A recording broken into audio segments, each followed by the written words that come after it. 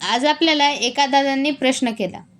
आम्ही वर्षभर जीव तोडून मेहनत करतो, तर कधी पाऊस साथ देत नाही, तर कधी रोगराई येते, तर कधी बाजारभावच मिळत नाही. मग त्यावर आम्ही काय करावं? आपल्या परंपरेत एक सुंदर भावना सांगितली आहे. पीक लावण्यापूर्वी परमेश्वराला विडा अर्पण करायचा आणि प्रार्थना करायची, हे परमेश्वरा, आमच्या कष्टाला यश दे आणि पिकांचं रक्षण कर. हा आत्मविश्वास नाही, हा अंधविश्वास नाही, तर परमेश्वरावरचा विश्वास आणि कृतज्ञतेची भावना आहे.